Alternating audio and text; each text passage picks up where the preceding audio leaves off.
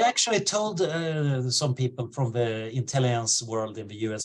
I was at a meeting and I realized that, oh, I got all the three-letter agencies standing around. And I told them, by the way, go home and check that I am on your watch list. Because if I'm not, your method is not working. I should be on a lot of watch lists. Welcome everybody to Learn with Lowell. Today we're joined with Andrew Sandberg. He obtained his PhD in computational neuroscience at Stockholm University. He's out in Cambridge now. His focus of his work in Sweden was on neural network modeling and human memory. Right now he works at the Future of Humanity Institute, where he centers on high impact risks, estimating future technology, which is kind of crazy to think about, and long range futures. Andrew, welcome to the show. Thank you so much for having me. First thing, of course, I need to correct you, and that is, of course, I'm in Oxford, not the other place.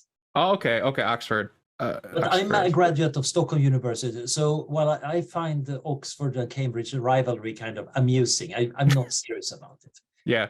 Really important thing is the future.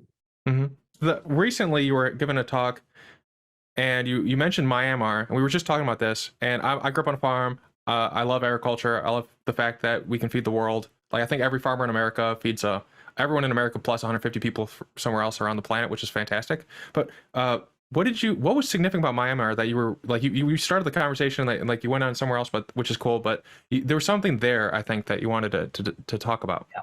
So I'm writing a paper which is going to be presented at the Oxford Food and Cooking Symposium, hopefully in just 1 week, about food combination superstitions in Myanmar.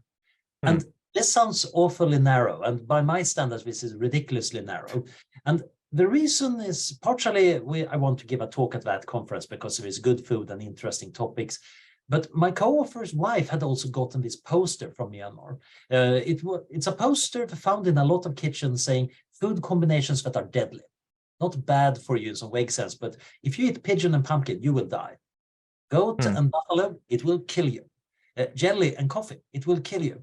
And at this point, probably you and many listeners will say, wait a minute, I had some of this, maybe not pigeon and pumpkin, but this sounds rather nonsensical. And actually, most of the things seems to be totally fine. So why do they believe in these combinations, that poster? And how does that link to both how culture works and also how we get our food? It sounds like the study on monkeys where they started by having bananas on the top of this, and stop me if you know this one, but there was bananas on the top of a pedestal, and then when the monkeys would go to get to it, they sprayed the monkey so they wouldn't do it. So then when new monkeys came in, they would stop the monkey from going up, but they cycled out the monkeys that knew about the hose. Eventually the monkeys were just reinforcing this learned behavior that they didn't know where it came from. It sounds kind of like that, but for humans in terms of food, like what's allowed and what's not allowed, from something that's probably deep in the past, like food poisoning or like a taste aversion that then became culturally. Got it in one. I think that is exactly what's going on here. So when we grow up, we see what people eat and don't eat. And we assume that is normal eating. And somebody from another culture might say, oh, those ones, they're totally delicious. And we go, what? You eat those? The Turkey is exporting crayfish to Sweden every autumn, and the Turks find crayfish, that's disgusting, and it's a delicacy in Sweden, and so on and so on. We're repeating our behaviors from others, and even setting up these ideas about why they're reasonable and good behaviors. Now, the interesting thing in Myanmar is not so much that they have various food taboos and superstitions, but that they have so many of them and that they're organized in this kind of table. Because if you go to any country, you will have stories like in Brazil, but mangoes and milk are said to be a dangerous combination. And most modern Brazilians like the mango lassis and will say, yeah, that's an old myth spread by slave owners to tell the mango-eating slaves that they shouldn't be drinking the expensive milk. I don't believe this is a true explanation either. It probably just something that emerged. Perhaps because somebody saw what happens if you pour mango juice straight into milk, it curdles and looks disgusting. And then you assume this is bad. Milk and the fruits, generally, a lot of cultures have assumed this is bad. And this is probably because of curdling. In your stomach, of course, it curdles, but you don't get to see that. And then you have your theory about digestion, which is probably why it got complicated in Myanmar, because it's in between China and India. And both of them have these food theories based on pre-modern ideas about digestion and the nutrients that lead to various combinations having various medicinal or harmful effects. The Myanmar system is totally randomized compared to China and India. It's totally nonsense by either of them. But the idea that combinations matter might be a key thing going on there. While in most Western systems of thinking about food, various ingredients. Can you eat dog or horse or pig? Well, that depends on your culture, but it's one ingredient. It's not like dog plus pepper is absolutely a problem, while pepper and dog in itself is not a problem. I'm curious about the underlying reason why this is fascinating you. And my internal guess is that since you focus on future technology and these things that come in the what's coming, the curiosity here is like how ideas spread. But I might be, is that close? That's close. It started just because it's a peculiar situation. Why do these people believe it? But as you said, we are people who copy each other. Mimesis, the imitation of others, is probably a key way we're learning stuff. It's not the only way we learn things. There are formal ways like posters on kitchen walls and teachers sternly telling us in school about the nutrient pyramid. But there is also these other patterns that we pick up on and build a culture out of. And some of them are really good. A lot of the implicit rules that surround us are absolutely essential for functioning well with other people or functioning in a world of modern technology. But a lot of them are just superstitions. They have nothing to do with reality. Those monkeys you mentioned earlier on, they remind me a little bit of Skinner's pigeons. So Skinner, in his classic behaviorist experiments, put pigeons into boxes, and if they picked at the right button, they got a food pellet. And some of them got things on particular times as a control group, exactly at noon. And if a pigeon happened to do something else just before noon, like standing on one leg, and then it got a food pellet, it assumed that standing on one leg is something that sometimes gives me a food pellet. So some of the pigeons became superstitious. They started doing all sorts of weird things to get the food, and it had nothing to do with whether getting the food happened. Now, the important thing for the future is, of course, many of these superstitions are really bad for us. For example, the idea that there is hot food and cold food, and the kind of different categories that you need to be careful with. That's very common in many societies. And this doesn't matter very much in many situations, except sometimes you really want to boil water to give to somebody who's got diarrhea or fever. But the folk idea would be, yeah, he's too hot. He needs some cooling food, like water straight from the river that has not been boiled. So in this case, the old superstition is really bad also for introducing modern healthcare. So understanding these dynamics, how do we end up getting stuck in weird beliefs, is something that I think might be quite useful for thinking much further ahead and in much more high-tech ways. It feels... It seems like it's definitely based on the pigeon idea, something innate in humans that innate in animals. Like there's some like learned behavior, just responding to stimuli in the environment. I wonder if the fact that we have like a frontal cortex and the ability, like if you have a phobia, for instance, you can like slowly be exposed. Immersion therapy, I think is what it's called, and slowly work through that. If the antidote to superstition is something similar to that, where you can like be like exposed slowly to it, or if we could ever, like, as a species, get past superstition, because I think it does seem like something that would just is like phobias or habits, like something that might be just like inbred in us, and then we just have to counteract it when we build systems. We're kind of built to develop phobias against certain kinds of things. If you make a list of phobias people have, you will find that phobias against animals are fairly common. You find much fewer phobias against inanimate things. It happens. There are people who actually have phobias against snow, but that's very rare. But phobias against snakes and insects, they're everywhere. And it seems like among higher primates, that seems to be almost a built-in thing. A baby monkey or a baby human is not normally afraid of snakes. But if they hear a scream from their parent when they see a rubber snake, they will almost instantly develop a phobia and, or at least a bit of a fear for it. If you try this, and this has apparently been done to chimpanzee babies with plastic flowers, nothing happens. We haven't got that built-in receptor for finding flowers scary. You need to have much more nasty experiences around flowers before you start thinking that they're frightening. So here we have a built-in system for it. And sometimes it can be overcome. I can recognize that I got a phobia, and then either using my willpower and my mental flexibility to do that.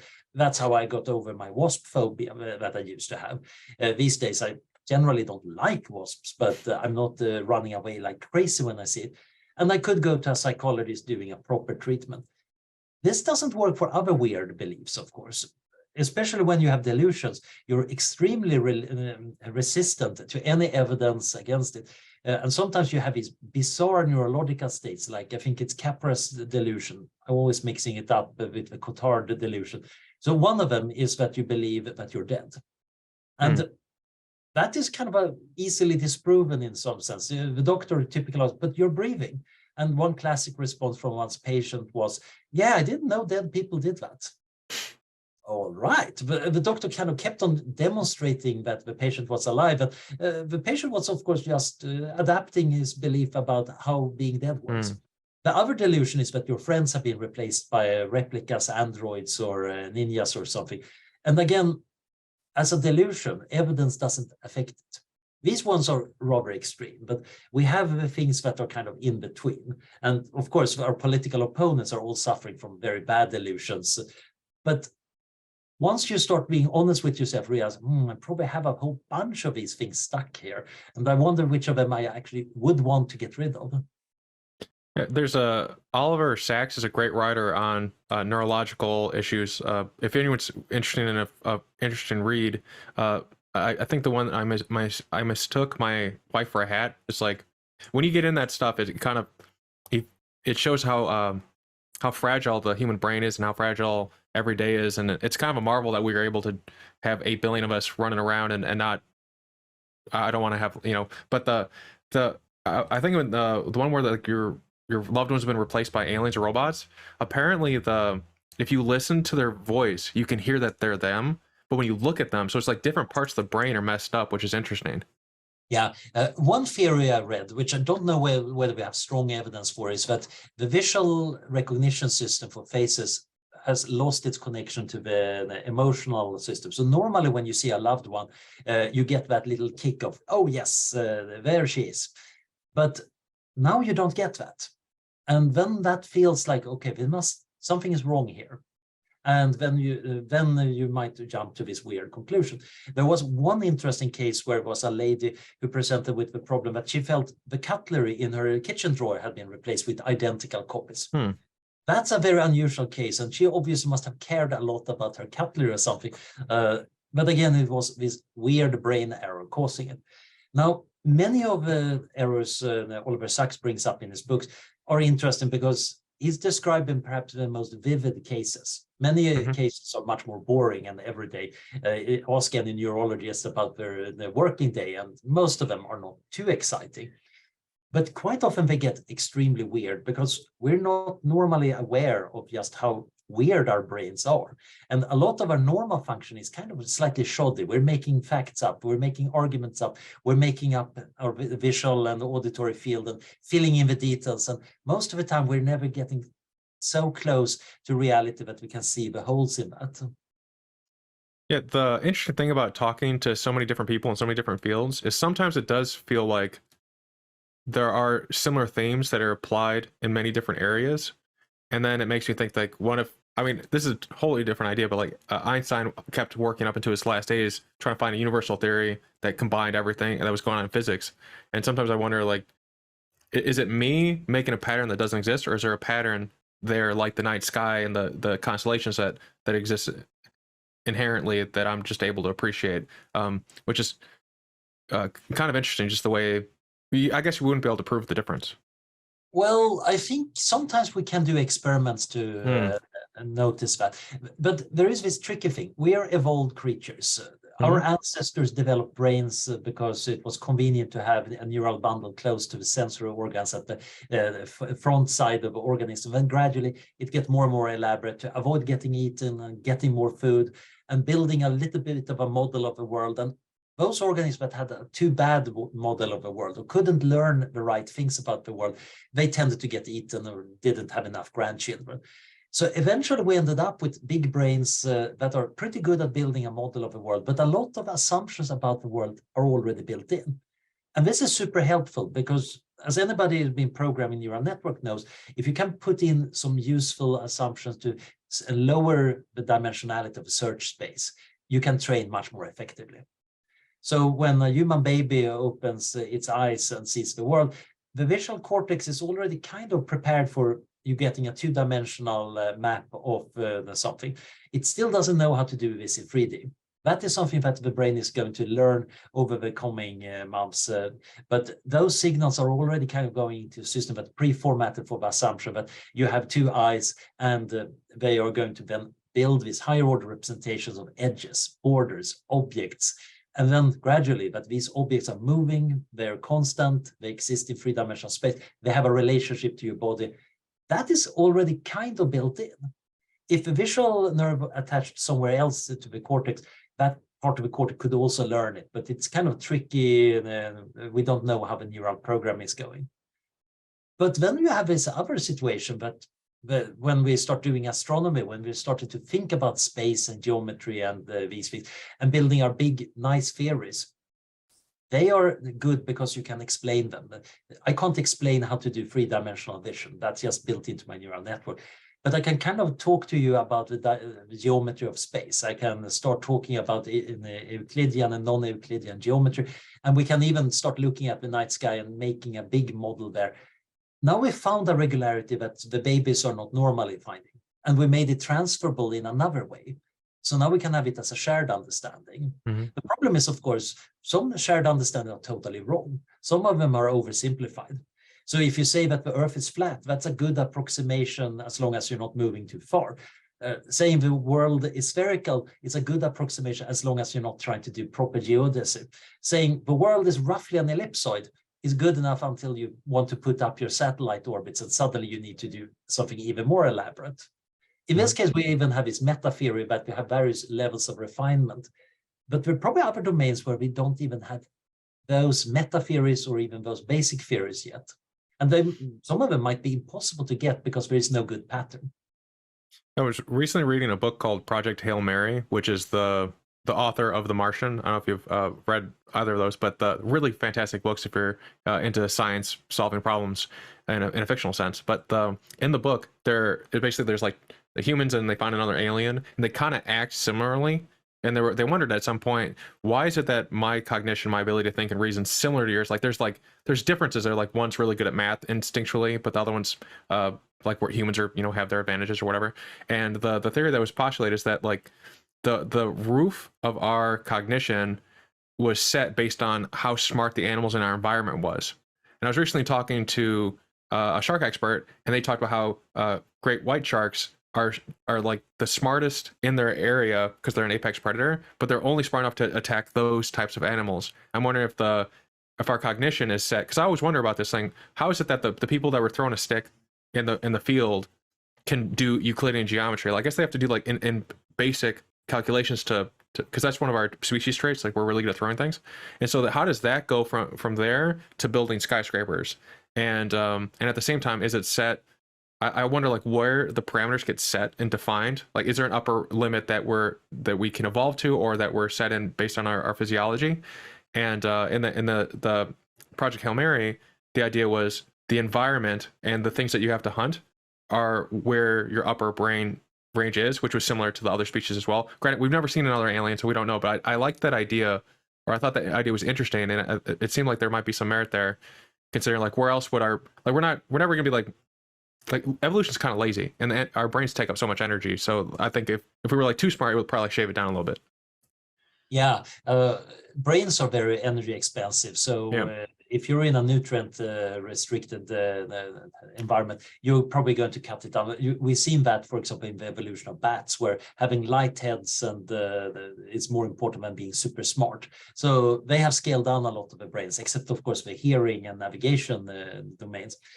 But the interesting thing about the humans is that sometimes I joke that maybe we're the stupidest possible species that can develop a technological civilization.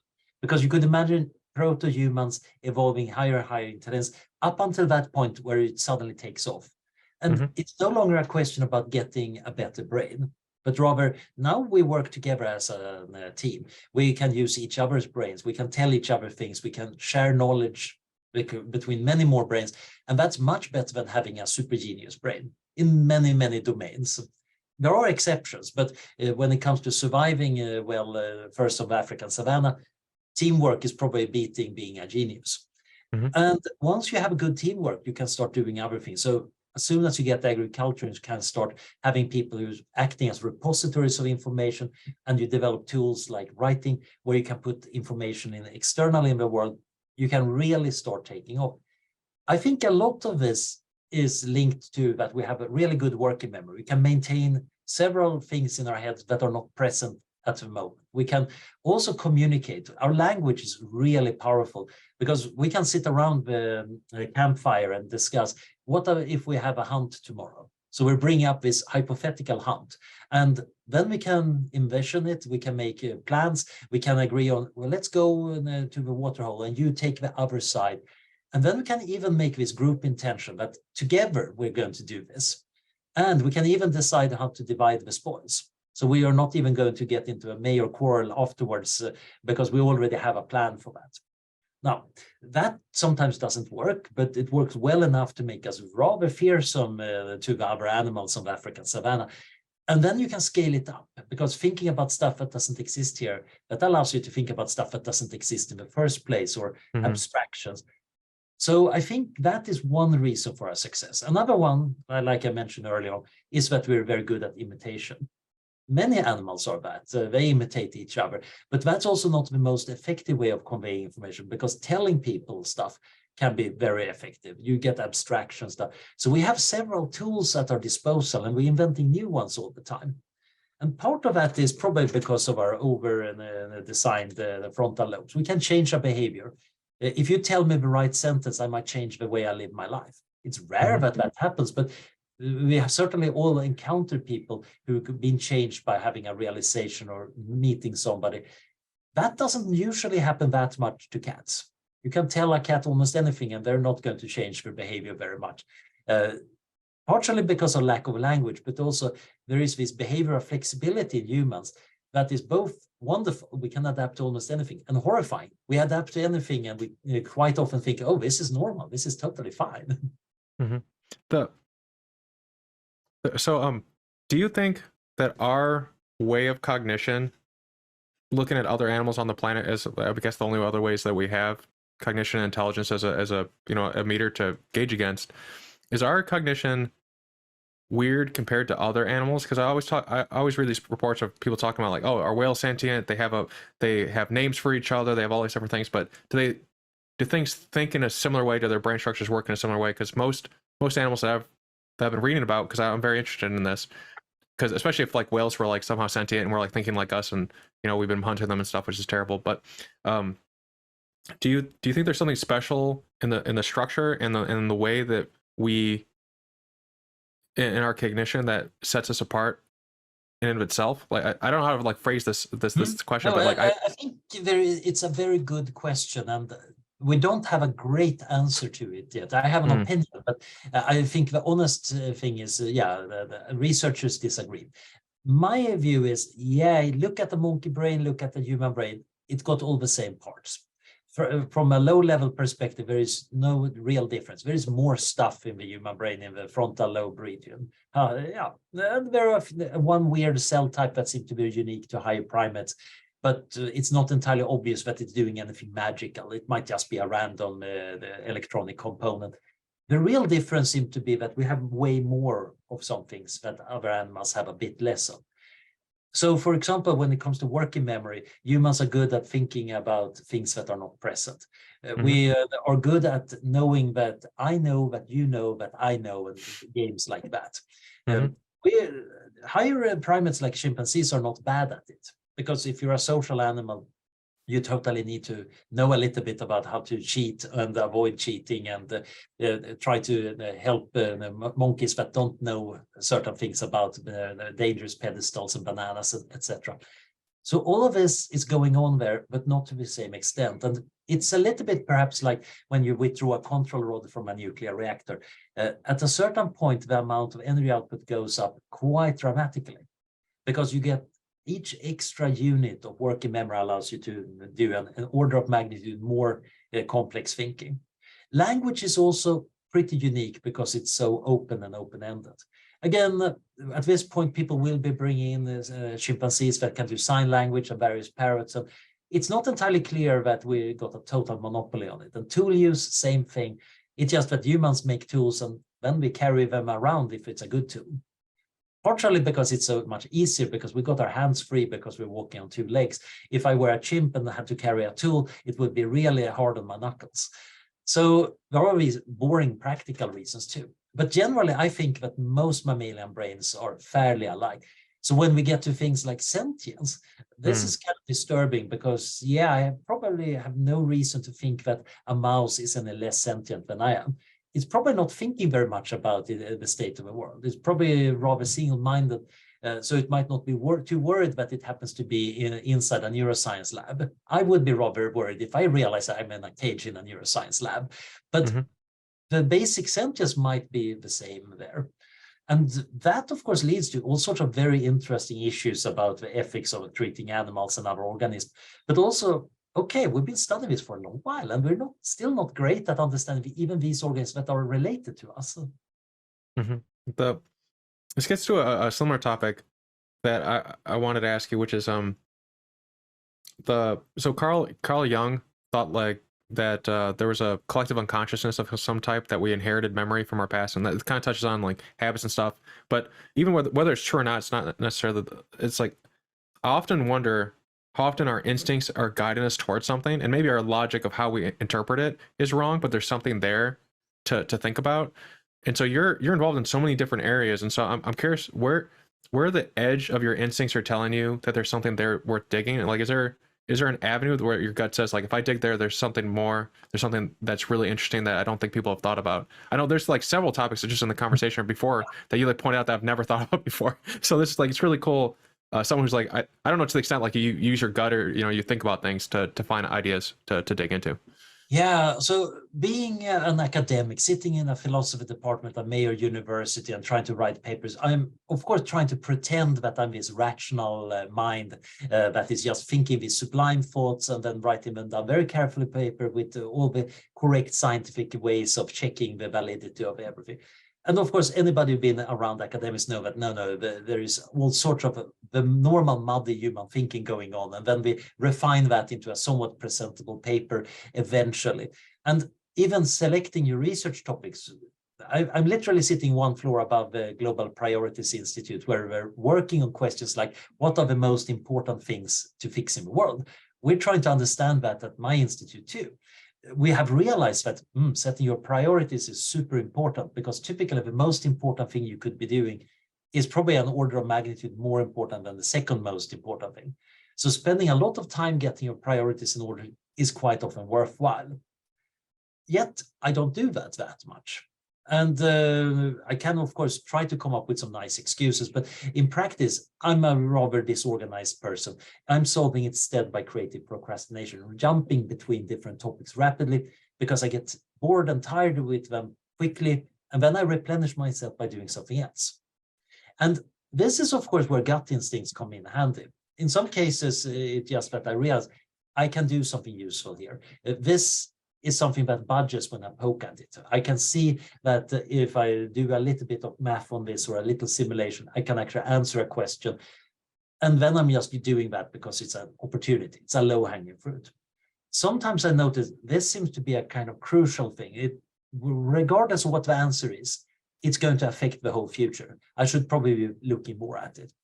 But often these gut instincts are slightly unreliable about many topics, because when does our intuition work well? Well, in those environments where it's been trained on a lot of evidence, either because all our ancestors had to deal with it, or because we have a lot of experience dealing with people. After a while, you actually learn how to recognize somebody who's full of bullshit. Sometimes you notice there is something off about this guy. I don't know what it is, but in that case, you should probably trust your gut feeling somewhat. You might still want to check if this is the correct one, because sometimes it's instead prejudice, which is the title we give to gut feelings that we're not proud of and might actually be immoral and bad, that we ought to change. Just like the phobia, there might be a natural thing. So sometimes you actually want to modify them. But typically, intuitions work well when we have a lot of data, a lot of feedback. It's very much like the current neural networks. You have a lot of data to train them, and they give their intuitive responses. But you also have a problem in domains that are very different. So if you're trying to do theoretical physics based on your gut feeling, you're going to just end up in total nonsense, because theoretical physics doesn't work like that. The constraints that happen in quantum mechanics or cosmology are so far away from anything we normally experience that those gut feelings are not going to be good. Of course, once you talk to a senior astronomer who's been hanging out in astronomy for decades, he or she will probably have a decent gut feeling about what's a good astronomy question. How do I make my telescope do this? Can I get that kind of data? Is this a good project or not? You do develop that even in these weird, abstruse fields. Mathematicians do the same, and they're very amazingly good at knowing sometimes when a problem looks fruitful or not. And to us outsiders, that looks like total magic. How can you even know that? You haven't solved the problem, yet you seem to know something about it. But the problem is, of course, gut feelings are just like that. Sometimes they're wrong. And usually my gut feeling about gut feelings is that I want to interrogate them a bit. Is there, so related to, I think, intelligence and gut feeling, I'm curious about how the gut, like, people have been talking more about how, like, the gut biome affects cognition and stuff. And so there's a bit of your work on emulating the brain. But before talking about emulating the brain, I'm very curious, because we keep mentioning machines, your thoughts on how intelligent machines are now. I've been reading about LLMs. I'm reading a book on machine learning. And I think someone made there's like a meme saying, like, if you call machine learning AI just like a probability statistics, like, people get upset. But how intelligent is machine intelligence now? Yeah, and I think that gets back to that issue about what makes us special and why did we take over the world from the African savannah. So one way of defining intelligence that comes from Shane Legg, one of the founders of DeepMind, is that it's the ability to solve problems, to reach your goals in general environments. Now, the interesting part here is general environments. That is, this is something that works both on the African savanna, maybe in a polar desert. It's something that works both in the boardroom and on the street. That general ability, that's usually what we call intelligence. Now, there are many things that are specialized and do a much better job in one environment. And they might, as long as that environment is the only thing we care about, we might say that's very intelligent. But generally, we're interested in general intelligence. Now, when it comes to machine intelligence, for a long while, people were not building general intelligent machines very much. People were saying, yeah, narrow AI is actually what we can sell and make money from. So let's go for that. And then measuring its intelligence was not even interesting. You're just interested in performance. How good is it at detecting cats in pictures? But what happened over the last few years is that we found that the large language models can fake intelligence in a way that's so good that it actually approximates real intelligence. And it's leading to this weird situation that, yeah, maybe we're just stochastic parrots. Maybe we're dumb as a pile of rocks, as I said. But we're finding out that actually stochastic parrots or piles of rocks actually can do quite a lot of clever things that we normally would say, yeah, that requires a bit of intelligence and understanding. And you can be critical and say, yeah, but that's just what it looks like, because they've been trained on literally billions of people's output. They're very good at faking what humans would do. And we might be using real intelligence and they're just imitating that. But if you imitate it well enough, then that might be still practically useful. If I want to very quickly grab the stuff and put it together into a paper, let's assume that I don't care about the quality. I can very easily use a language model to make a passable paper. That is something that would have been much harder before. And the interesting thing is we can even use it to design other tasks. And at some point you say, this is actually looking a bit like intelligent behavior. It's not generally intelligent enough. It has a lot of flaws and unreliabilities, which means it's very, very dangerous to rely on. It's a bit shoddy. But it might be very much like you have your very eccentric friend who is very good at some things and very bad at other things. And he's also totally overconfident that he can do everything. That friend is sometimes somebody you want to bring with you. Sometimes you don't want to at all put him in charge of things, but there are some tasks that you can leave to him. Now, how intelligent is that friend? It's hard to make that overall assessment. You could perhaps get some kind of IQ score. But that's not going to tell you what you actually want to know. And that is, where can I trust him to do a good job? Where can I know that here is just going to pretend that he knows what he's doing? Those contours are more important. And this is, of course, the death of the old Turing test. Alan Turing, to his credit, never claimed that his test was intended to measure real intelligence. He was making a good philosophical argument that if something can win this test, we must admit that it looks like it's thinking. That's essentially what he's saying. And back in the 1950s, this sounded like an outrageous claim because computers were not at all like that. So the whole idea that something could fake thinking well enough that we couldn't tell it apart was a weird claim. But he was right in his prediction that, yeah, eventually this is going to look totally normal. Now our problem is, yeah, now we're getting stuff that is indistinguishable from a confused person. And that might be good enough for quite a lot of jobs because they can be done by confused people. However, nobody really cares about the Turing test anymore because it's kind of uninteresting that you, of course, have these bullshit generators that do a very credible job at talking like a normal person. So there was a, oh, sorry, yeah. Go ahead. No, please. No, I was just, I was thinking there's a person who made like a Turing test app type thing where either you were talking to a human or another person or LLM type thing, and you had to guess which one it was, and they were trying to see how often people got it right. And apparently, like, you couldn't tell with the modern stuff. I took the test and I got them like 90% right. The key for me is I was cheating and I kept asking them what love is like to experience. And like, but then like 10% of the time, the humans didn't know either. And I think there are ways of telling us apart so far, but that just is changing. It's a little bit like the image generation systems. Last year, people were all joking about making the wrong number of fingers. But sometime early spring, Stable Diffusion just stopped making the wrong number of fingers unless it gets confused by other stuff. They just get better. That doesn't mean that it now understands what a hand is. It still has this very weird perspective on what the visual world is. And the more advanced language models, insofar they have an understanding, it's not exactly what we would call an understanding. It seems like they have internal representations of a state of a text, or you can describe them running around a labyrinth, and they seem to be actually generating mental maps. But it's still rather rudimentary. It might also be that it doesn't generalize very far. One possibility might be that this is about as good as it gets, but you don't have much more text data to train them on. And you can't actually do the more advanced forms of thinking because you don't have enough examples in the text. Now, that is one possibility. Another possibility might be that you just keep on scaling this up and you actually do get general intelligence by faking it till you make it. Because that's one of the big problems I have as a former computational neuroscientist with philosophers. Philosophers have this idea that the mind has these beautiful logical relations going on between concepts. And I'm aware that no, it's a lot of squishy neurons sending signals and they don't always get where they should. Many synapses fail randomly and it all is working in a very messy way. We have learned a lot of this stuff very randomly and we shouldn't trust it more than it's robust enough to get through life. Now, robust enough to get through life can still be very, very powerful. We're building skyscrapers and going to the moon. And I think language models might similarly fake it in such a way that you can make a very useful tool for solving problems. It's just that it's not quite reliable enough for prime time this year, this month. But the rate is so rapid that we should probably expect that in 1 or 2 years, everybody's going to have a personal assistant AI.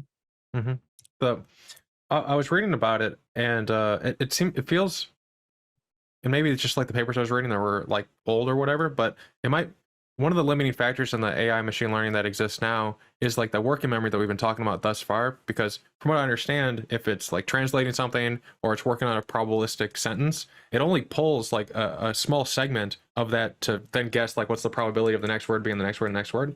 And so it kind of feels like that statement you were saying earlier, where like something really interesting about the human cognition is our ability to have a lot of stuff in our working memory, where right now the working memory is really small. And I imagine that's because they're trying to be really sensitive with compute and the cost of building things. But I wonder what would happen if we really exploded the working memory. If I'm right on this, you'll tell me. If exploding the working memory would allow them to have less hallucinate. I think that's a lot of times where like hallucinations, all these other things come from. They don't have like the context, the probabilities of a larger stream of data to know what it's actually talking about.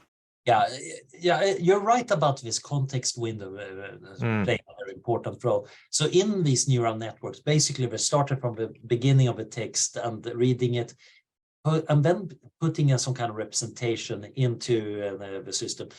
And it has a certain window size, but that has been growing tremendously. There is one system, I think this was from Anthropic, but basically could take an entire novel and keep it kind of in the context window.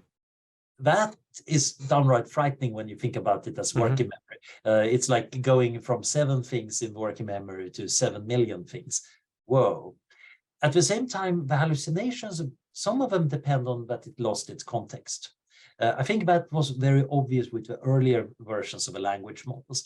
And of course, the remote ancestors I was playing around with back in the 1980s on my home computer. I'd read in Scientific American a very nice article about computer-generated nonsense that pointed out that you can take a text and then you look at the probabilities of the next word given the previous word, and you can generate that using a Markov chain, and then you get a nonsense text. But if you take the 2 previous words, then you get a more sparse matrix, and now the text is going to make more sense. So you can expand that kind of text window, and that generates interesting nonsense text. And these are in some sense the remote ancestors of GPT-4 and the others. Now, the cool part here is, of course, what happens when you have a vast context window? Does that preclude hallucinations? No, because we're still generating the most likely part of the text. And unfortunately, that is plausible sounding rather than true. We need to kind of train them on truth instead of plausible soundingness. And that is very tricky because we don't have great sources of truth in our world. We have an enormous amount of text and data, but we don't have that good ways of checking it. But of course, an army of programmers and researchers are working on this question right now, because that is what would actually make the AI useful. But otherwise, it's going to make up a plausible sounding explanation of what a scientific field I ask it about is, and mention, here are a few good papers and books about it. And they're all sounding really plausible, might even have authors that are active in the field, but are made up. Which is tremendously annoying, because I would, of course, being a lazy academic, wanted to just list what are the 10 best papers to read about this. And that's probably going to arrive in a few months or within a year or something. But right now, you can't trust them, which means that they're very great for creative writing, on the other hand.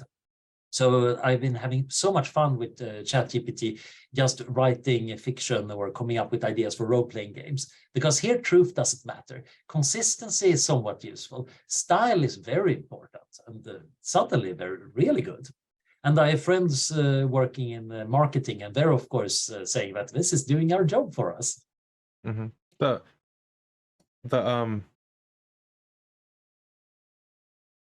Who is currently, who do you think is doing the best job at building a truthy system?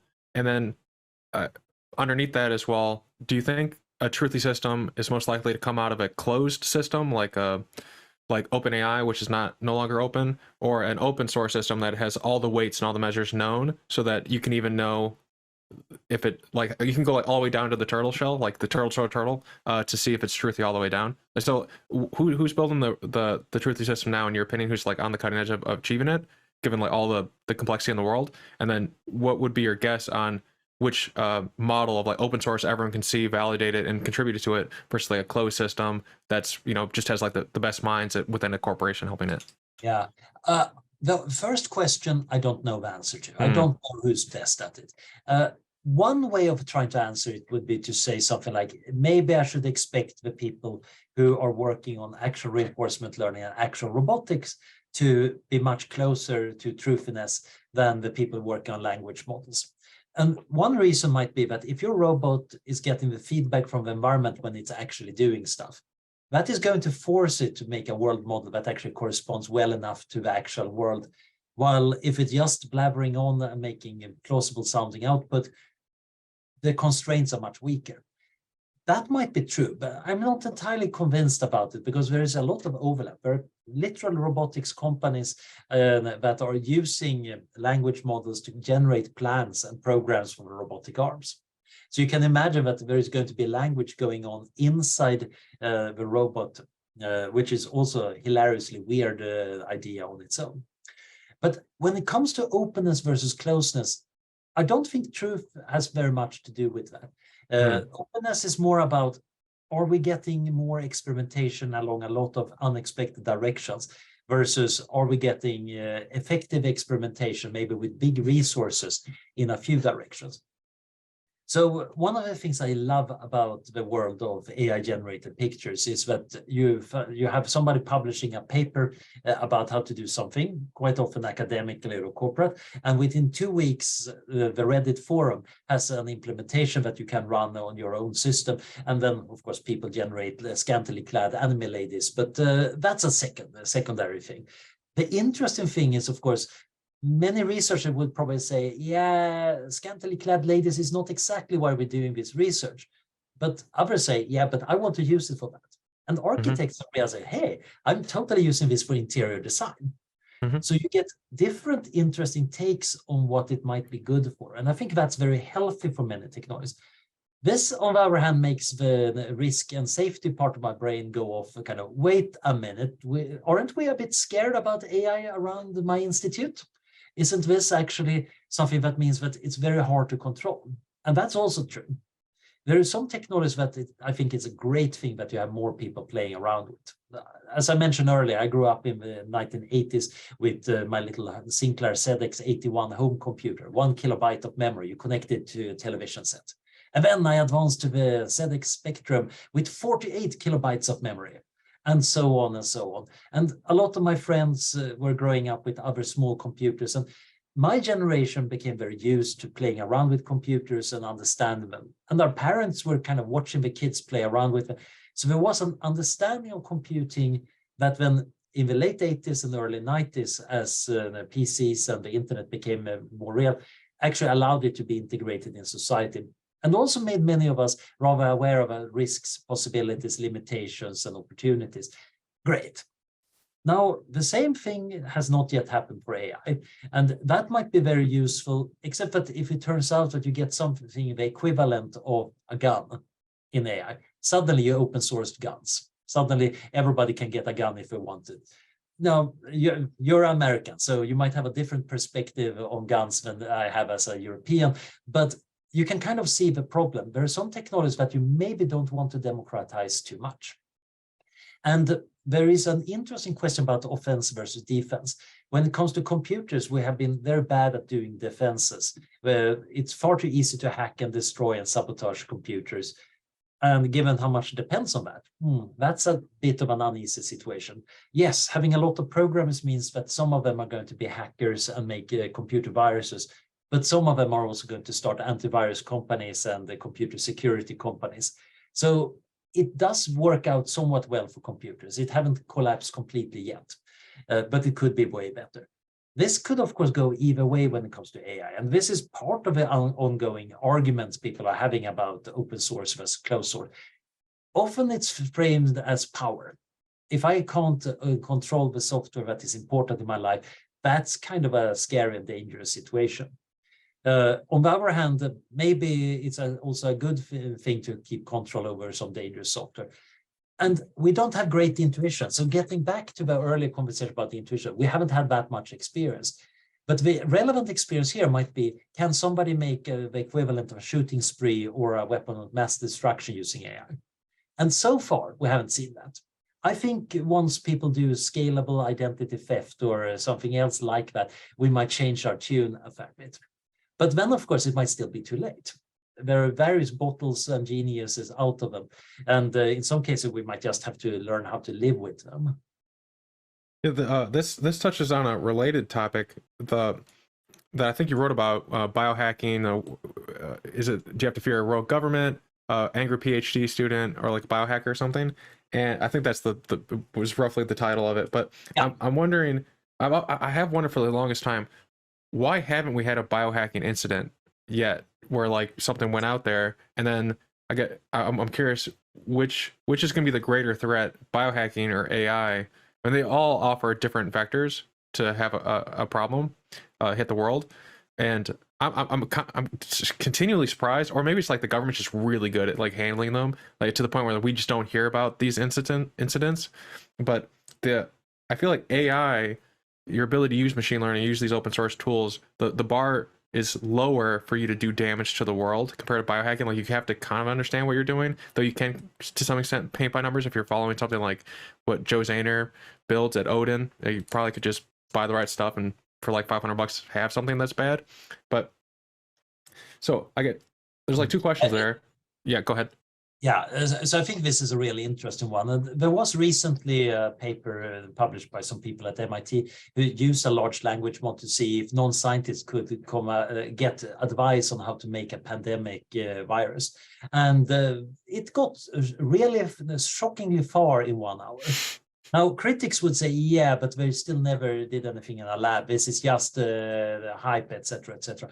And I've been trying to get them to say, so at what point would you say that now we have evidence? Would it be that they actually got a vial of DNA ordered from a supplier, that they actually successfully transfected an organism, or they actually unleashed a pandemic? At some point there, you must reasonably say, actually, this helped the risk. Now, the interesting thing is that there are different kinds of tools. The language models are not that great at biology. I've been asking the language models various chemistry questions, and typically they tell me, Anders, don't mix those chemicals, it's dangerous, which is totally correct, because I always ask about very, very ill-advised chemistry. But then they usually make a total mess of things. They actually do the chemical reactions wrong. They're not good enough at that yet. So I'm not super worried that we're going to be doing that, but it's going to help the people who know absolutely the least. But you still need to know a bit to be dangerous. You need to find your way around the lab. I have a suspicion that were I to try this, it would be a total failure, because I'm not very good at actually pipetting stuff and following the rules of a lab well enough. I would just probably leave a mess on the lab bench, which is probably the best for everybody involved. However, those tacit skills, there are some people who blithely say, yeah, they're really, really hard, and that is not going to spread, so we're totally safe. Biohacking is kind of totally overrated. And I think they are wrong, because people can acquire tacit skills quite well. It's not that hard to learn how to function in a lab. You just need training. You need a bit of effort. You need the right kind of motivation. And you might, of course, get help because you can automate more and more stuff in the lab.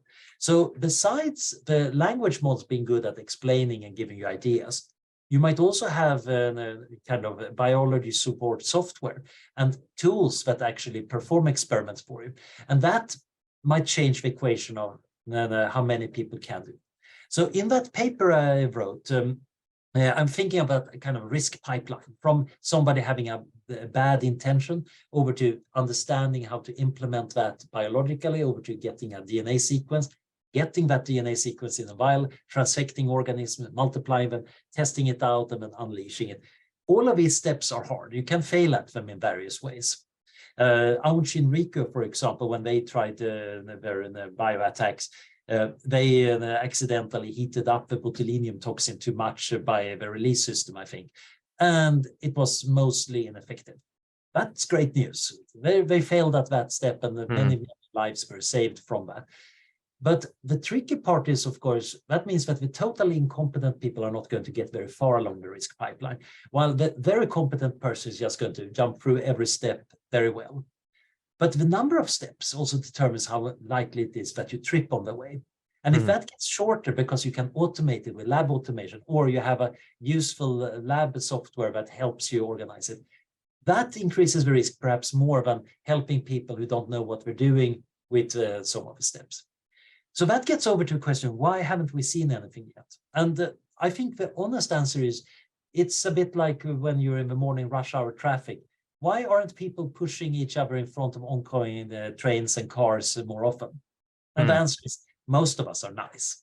Most of us would never want to do that to anybody. We can think the thought, especially when it's rainy and it's November and we're really grumpy. But yeah, we're not doing it. It's very rare that people behave like that. And right now, the biohacker world, that's small, tightly knit, and they're probably not the big problem. I'm more worried about the kind of people who would become school shooters. But again, they're not exactly the most intellectual people. They're driven by bitterness, hatred, and a lot of boiling emotions, and they are following various scripts. it's actually one of the weirdest things when you look at terrorism, how scripted it is. Many of the actions people do are just imitating other people before. Here it is again, that mimesis. It turns out that up until recently, the idea of driving a truck down a pedestrian road was non-existent. Then somebody did it and people started repeating it, which is a horrible thing. But that potential existed, and it took somebody to do it the first time. Similarly, when it comes to suicide bombing, again, they follow almost a script. And this is great, because that means that terrorists are not as creative as we could be. Over here in the UK, there was a bunch of people at a hospital who got radicalized. They had access to a hospital, for heaven's sake. It's kind of a nightmare scenario if you're creative. But what did we do? Crappy car bombs. That didn't work very well. One of them was badly parked and got towed away. One of the final ones ended up setting fire to his car and ramming through the glass doors of Glasgow airport, and then got knocked over by a tourist. Kind of, okay, not very impressive. Very good for society and civilization here.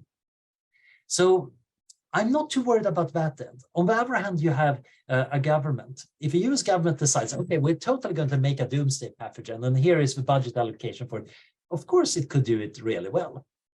Although in practice, a lot of this kind of shady projects that the US military and intelligence agencies have done over history, many of them are rather embarrassing when you read what they actually did. Project MK Ultra is kind of, okay, it's horribly unethical and bad, but also very bad research. The work on the BZ deliriant gas in the US military, again, if you had anybody with a bit of project management skills, that would have led to way more, but now it was somebody's hobby project. So it can go rather badly wrong, but occasionally you get somebody like Oppenheimer and General Groves, and you get the Manhattan Project, and you get exactly what you want. And at this point, of course, you have competent people, big resources, and barbed wires keeping everybody out. It's going to be legal because it's the government doing it. But there are few governments, and most of them are not that mad, and most of them don't have much use of a doomsday pathogen. The problem is there are a few that actually would. You can think of North Korea. If you're leading North Korea and you're not entirely certain your nukes are up to the task, you might also want some of your research to make a few doomsday pathogens just in case.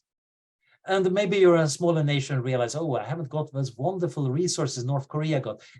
We can't get those nuclear stuff. Oh, let's work on horrible bio stuff. And again, quite often this fails. One of the most common ways it's failing out for tyrant regimes is that you have your yes people around you. So you give an order and they say, yes, sir, immediately, we'll start working. And then they take all your money and build a shiny lab and point at the test tube with something in, and it's anything. Doesn't have to work for them to have a good career, and they feel like this is great.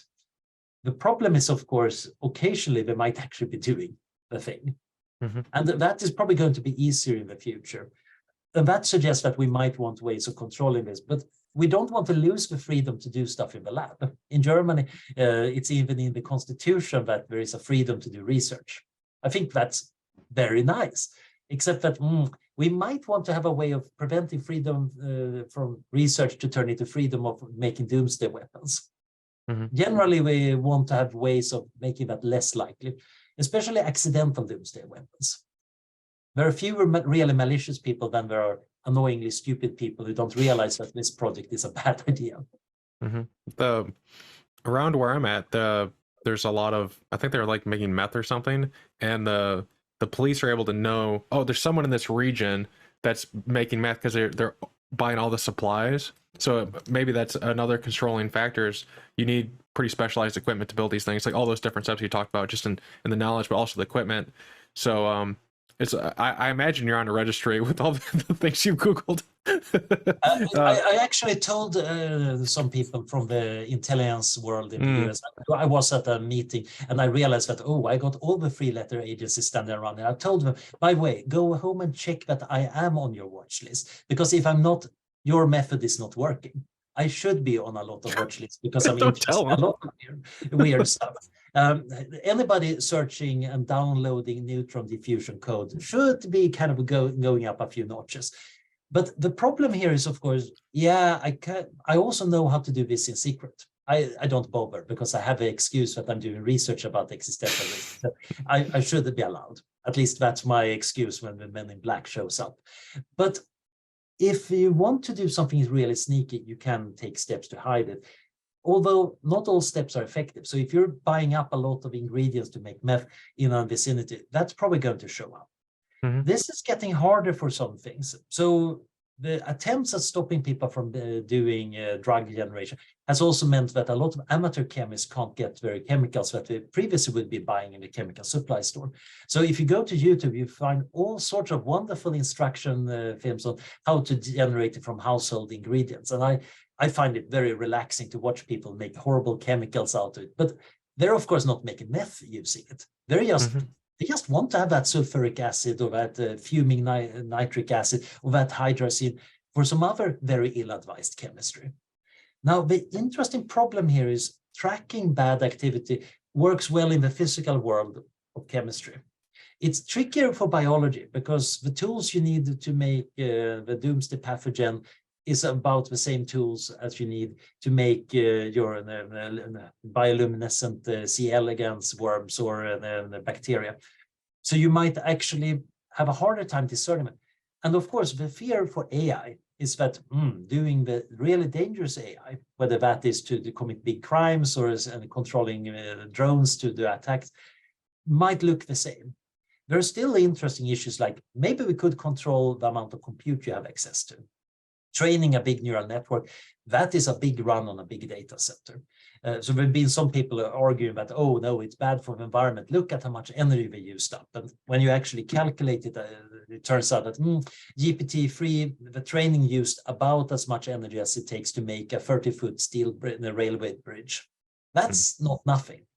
But it's not like that kind of railway bridge is a major environmental concern. I don't know how many hundreds are getting built like that every year around the world. It's not enormous. The real problem is that from the outside, it's impossible to tell whether you're training a language model or a business model or something to make some dangerous military stuff. They all look the same from the outside. And inspecting the code, well, that's not even clear because the same kind of neural network might be used differently depending on how you prompt it. Because now it's also the training data that in itself is setting the function. It used to be that it was the design, the blueprint you had or the code that was clearly expressing your intention, but now it might be part of the training data, which is of course also why we have this problem about various biases coming in through the data. We get a lot of accidental intentions into our systems. So something I do after a long day, I get tired of like looking at things with my eyes. So I'll listen to an audiobook versus like read something. And so you're like actually using your brain and like looking around at the world. And so I'm wondering, do you ever like tag switch and do something entirely different, or do you have like things that you do? I don't know, like you plant plants or something, or like garden, or you do like biohacking, like something that's different to like help offset like the focus that you have on the different things you're working on? Yeah, a few years back, I had this moment of realization. It was the curator of a materials library at Imperial College who gave a lovely talk about various things. And she mentioned that, yeah, sometimes I just feel like it's a zinc day, and she just brought up zinc objects from the materials library and put on her desk. And then I realized that everything I did was information. On a good day, I might be writing something, I would be sending off email, I might be making some computer graphics. It's all information. It's all moving bits around. Sometimes they get printed out, but maybe I should do something physical. So over the next few months, I looked around for something physical to do. So I ended up both collecting beetles, which is kind of nice and also a fun way of enjoying nature and its craziness. And also, and this intensified during COVID, I started cooking. And it's interesting because you can still use your science and chemistry skills in the kitchen. It just needs, you need to know enough what's going on to start linking it up. I used to be super frustrated trying to learn how to cook and bake by asking my mother because she knew how to do it properly, but she couldn't explain why you're supposed to do it. So I didn't know what parameters I could change, etc. And then during COVID, I was just alone at home. I could just play around, and if it was a disaster, nobody would know. Maybe the neighbors would smell it, but that's about it. So I could play around, and I was reading up, and I found, for example, a nice book, Cooking for Geeks, which really appealed to me because it was explaining cooking to a computer scientist, and not in the normal way. First, it started by that mystery of how do you get spices and tastes that go well together, and demonstrate how you can do cooking by actually doing statistics on what go well together in recipes online. And then formatting your kitchen. What are the tools and equipment, and why do you have them? And then basically one section about, okay, and here is what happens at different temperatures, different things in food. And now you can start putting things together.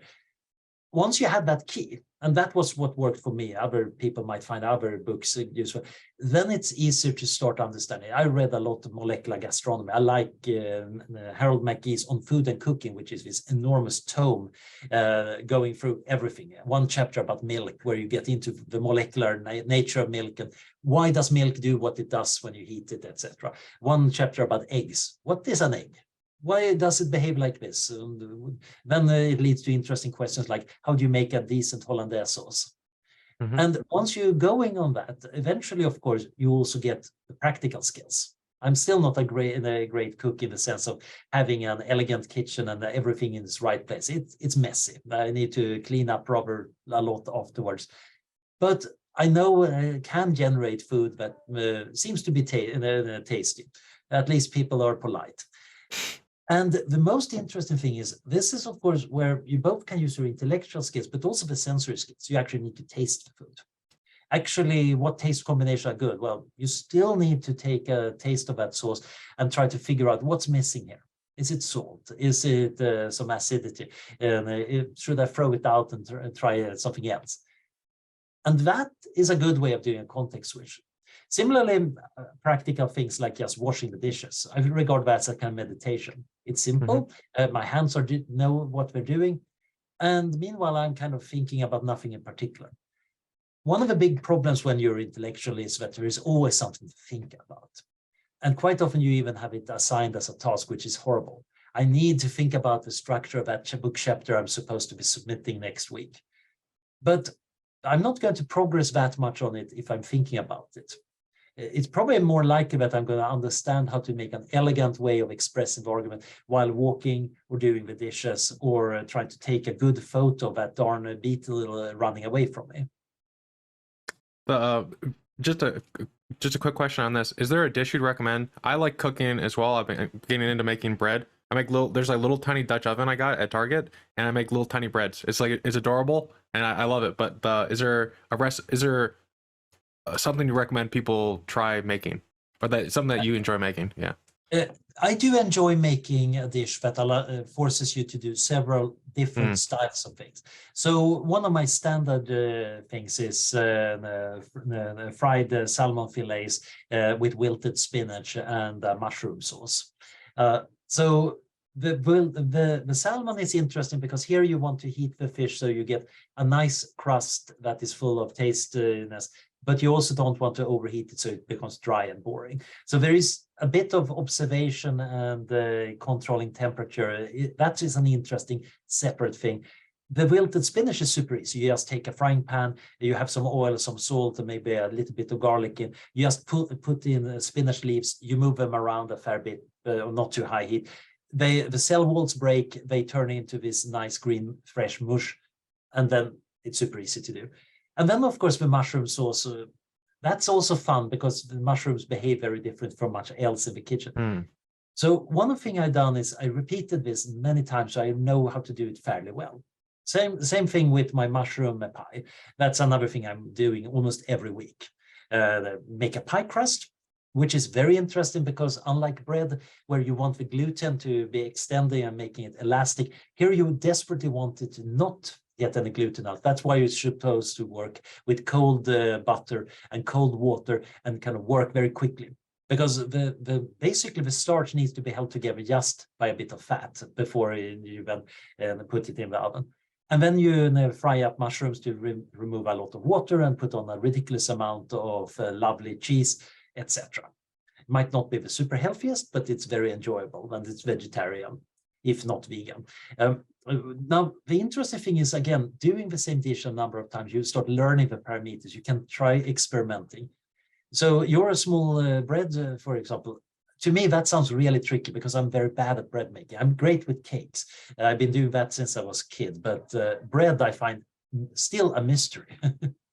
Is there an aspect about bread making that is difficult? Kneading. I think that is what I'm bad at. So mixing stuff together, I'm totally fine with that. Actually manipulating it so you get the right fibrous structure, this is the key thing. I know all the theory stuff, but I don't have that practical skill. And then you get this interesting feedback effect. Since I don't really think I'm good at bread, I'm rarely doing it, so I'm not getting those skills. What I probably ought to be doing is just buying an enormous amount of flour and then spending a weekend just making crappy bread until I know how to do it properly. That's perhaps unlikely for me to actually do, but there is this interesting specialization that happens when you're motivated on something, so get good at it. So when I was a kid, my brother and me share the same birthday. So we were, of course, arguing with our parents that we wanted 2 separate birthday cakes, as you would as brothers. And our parents said, yeah, you have to bake them yourself if you want that. I called the bluff and said, I'm willing to do it. They called my bluff and handed over a cookbook. And then I started making the birthday cakes in my family, and that's how I actually got started in the kitchen. But birthday cakes are usually much easier. That's not the most demanding form of cooking. Yeah, I was gonna suggest that you could just make like a tub of bread and then like the loaf, and then have 6 different sizes of them, and then just increment by like 1 more minute on each of the kneading, and then see how it came out, and then you develop the muscle memory at the same time, which would be less than a weekend. You probably do it in the afternoon, but yeah, the kneading's like, it is a bit of an art. But that's how I did it. I made like 6 to 8 different little loaves, and then I just kneaded them all at different intervals, and then I bit them all. I had a sample of them, and I also like gave them to a couple people as well as like a blind, like here I find that sometimes if you give people 6 different versions of something to taste, like they might not be able to tell the difference. So I always make it between 2 different things. I limit it down to the 2 extremes, or like 2 different profiles I'm trying to taste or test apart. Like if I ask you what's the difference between 1 through 6, like sometimes it's very difficult for people, but if it's like what's the difference between 1 and 3, it's like it's really easy for them. So that might be like a fun thing. But and this is a brilliant way of actually experimenting properly. Incidentally, that comparison observation is super valuable. That's well worth for everybody to remember, because once you start doing comparisons instead of trying to make some general judgment, everything turns better. Yeah, it makes it easier to make decisions too. Like sometimes my wife does, well, like, hey, what do you want for dinner? And it's like, oh, do you want this? Like, no. It's like, well, do you want this or this? And it's like, well, I like the other one better. Like, makes things easier. So I don't know if you watched the TV show Westworld, but in Westworld, they talked about how when they were recreating human consciousness, that at first they thought it was like this big complex thing, but it actually was code that could fit in like a really small book. Like it's not that complicated. And I've also heard that some people say that when there's like true generalized AI, like it'll be like a really small, it won't be like this complex thing. The actual code for that component of it that allows the rest to form will be really small. And then I'm thinking in conjunction with Elon Musk, who says when he builds something, he deletes something. Does it still work to solve the functionality? So he has like this minimalism approach. And so I'm wondering how that all rectifies, because this goes to a fan question that I'm trying to tie in here. I think I might be like ham-fisting a little bit, but they're asking about how do you emulate a whole brain, and I wonder, is it the Westworld simplicity? Is it how much could you delete before you get like the functionality? Is that like the way? In conjunction with Annual Ad just is asking about opportunities in the field of whole brain emulation, communication, brain synthesis, signal processing, that type of thing. So that I'm like, I had a question, but I'm also trying to fit in a fan question at the same time. Well, I think there is probably an interesting link here, because that earlier idea about comparison, that is in some sense a compression question. Do I like this better than that? Well, there is 1 bit information in the answer, and I half down the search space. Now, a lot of science and even understanding the world is about finding a compressed representation of what's going on. So this again ties into that, looking at this sky and looking at the world and having good explanations. Now, a good explanation is not necessarily just a tale. It's like a program. It's a program that can generate predictions about what's going on. So if I have a really good explanation for the universe, that is a short program that generates pretty good predictions what happens if I do different things. And then I can test it by making a guess, running it, and then comparing that to reality. Now, the problem is, what about the brain? How compressible is the brain? That's really the question here. And there are these general theorems about the compressibility of software saying that actually it's kind of, in some sense, impossible to know for certain except by computing all possibilities. In practice, we quite often find this by understanding subsets. So when you think about the brain, we understand neurons decently well. We know how they send their signals. At this point, somebody will bring up that, wait a minute, what about, and then the latest paper showing some weird things going on. And there is this tendency in neuroscience that people say, oh, the brain is the most complex thing in the universe, and we don't understand anything of it, which on one hand is very humble, and it's also kind of a humble brag that, oh, I'm studying this super awesome thing.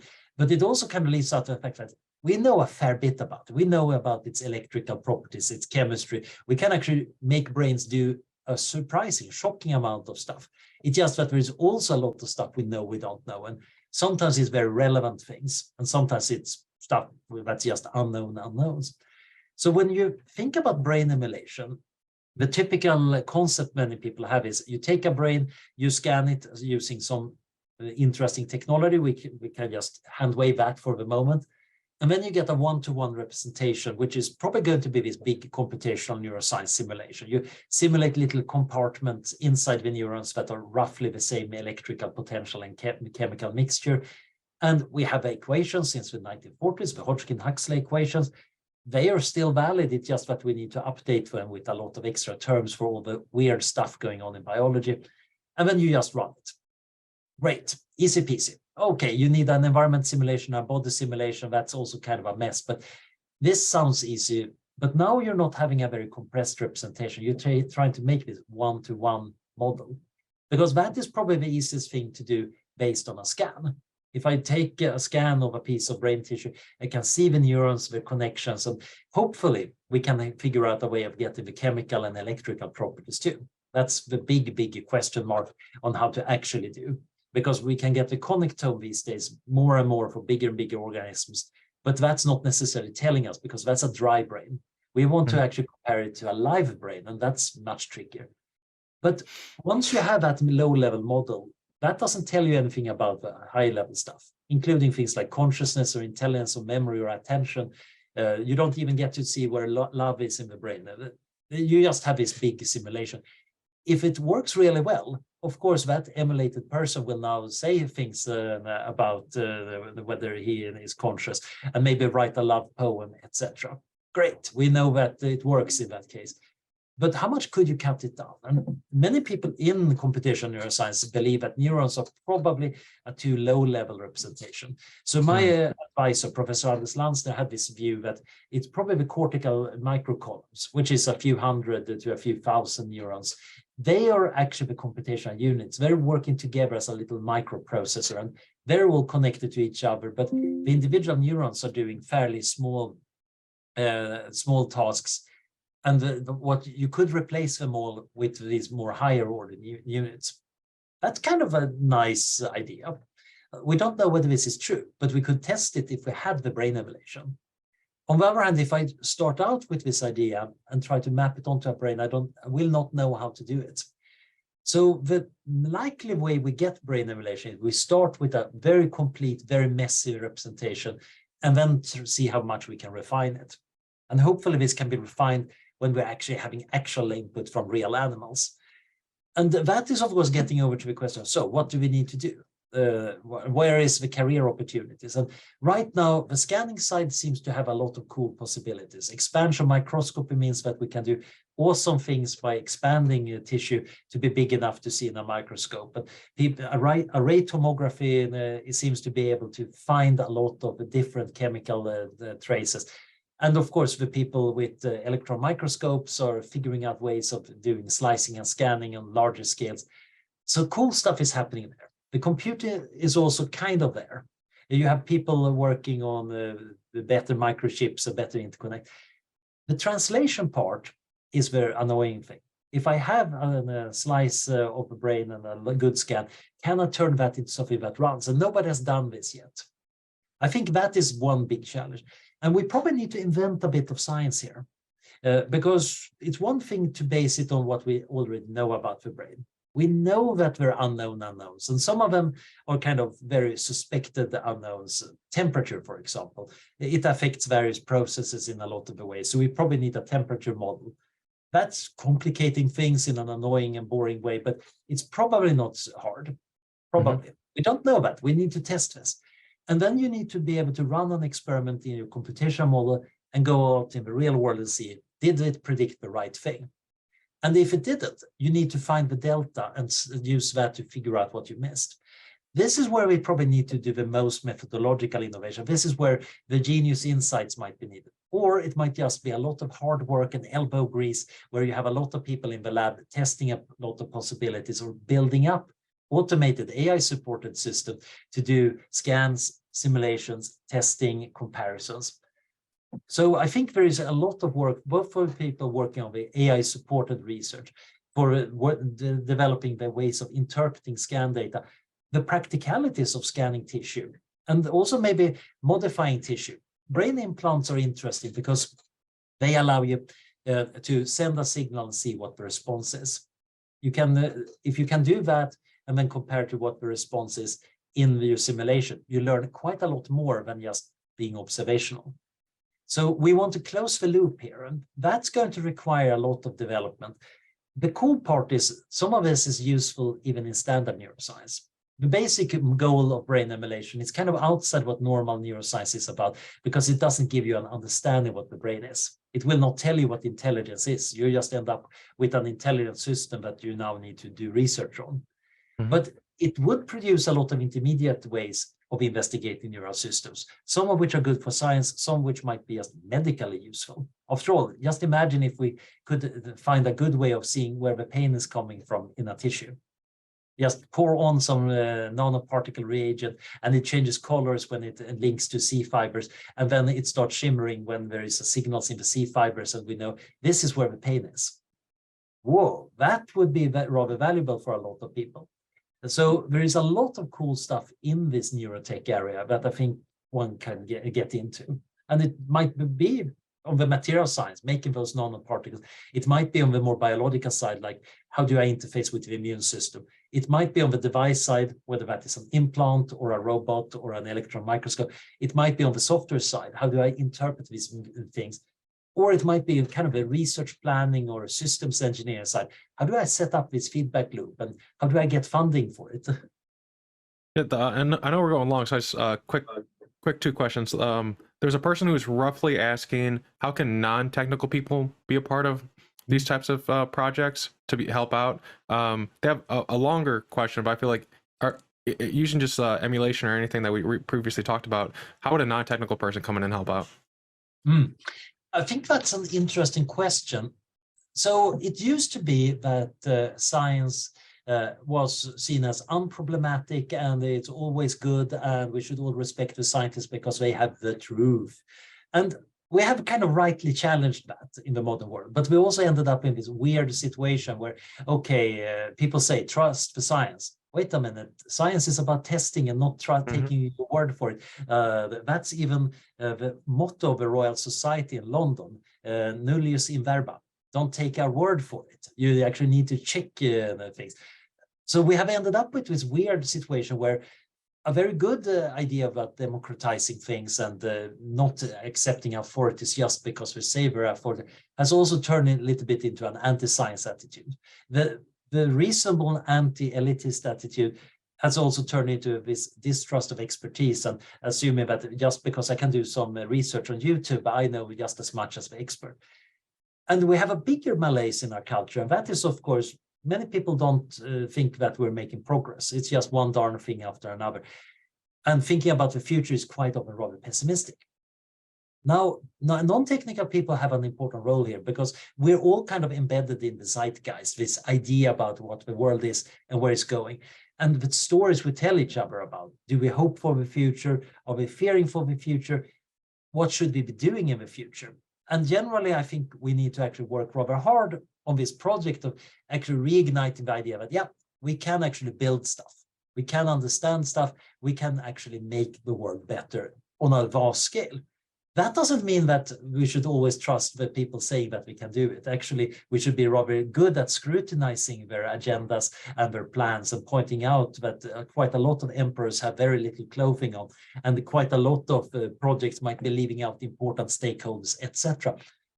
But it means that we're actually jointly trying to work together. And this is where I think scientists, there is this idea that science needs to do more science communication. We all need to reach out and talk to the stakeholders. But in its simplest form, this is, of course, somebody stepping down from the ivory tower and telling the world about some cool stuff, and you're supposed to be grateful for it. That doesn't work. The second step was, oh yes, people don't know the stuff, but once they know about how genetic engineering or AI works, they're all going to make up their minds in a useful way. Turns out that the deficient model of science communication is also a disaster, because usually people just get more polarized. They have an opinion already, and now we just get reinforced because you have pieces of evidence in favor of it. Now, the thing that actually works better is when people get involved. And I do think that we need to work out ways of getting involved. And I don't know necessarily the best ways of doing that. Some of it is, of course, just talking to people. People in the ivory tower should be trying to talk more to people outside. But the same goes in the opposite direction too. So basically what happens is that you need to have this interaction going both ways. I'm delighted by getting emails from a boy somewhere in Greece who just somehow found my email address and started asking me weird questions about astronomy.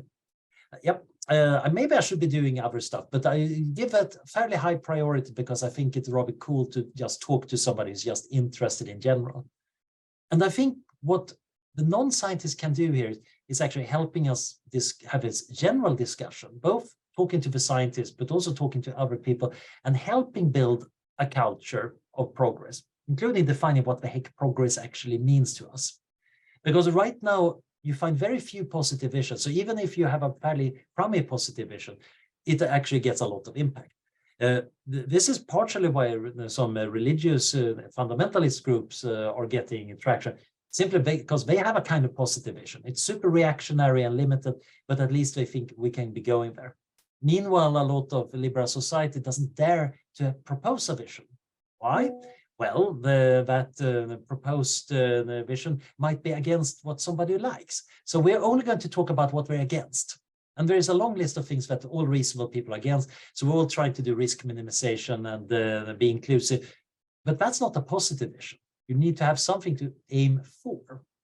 The environmentalist movement, to some extent, has been trapped by their success. We know what we're against, but constructing a green society that actually people would like to be in is very different from a lot of the standard visions, which is a small-scale society that doesn't fit that many people. And somehow a lot of people need to disappear from the equation to get that nice little small-scale society.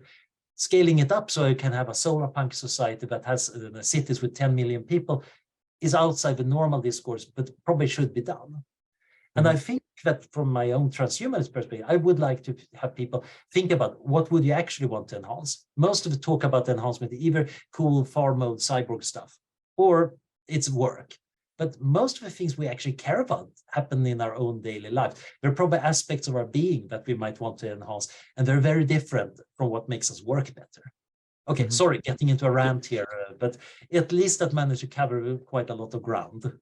Yeah, I think there's a lot there for that. Hopefully, it is giving that person a direction. I know we've gone late, so I'll can my last question and say thank you, Anders, for being on the show today, sharing your knowledge, sharing your excitement for the things you're working on, and everyone listening. Baking tips and cooking tips and all sorts of things we can work on. Yeah, but thanks for coming on the show. Well, thank you for having me, and good luck, and let's make the future bright.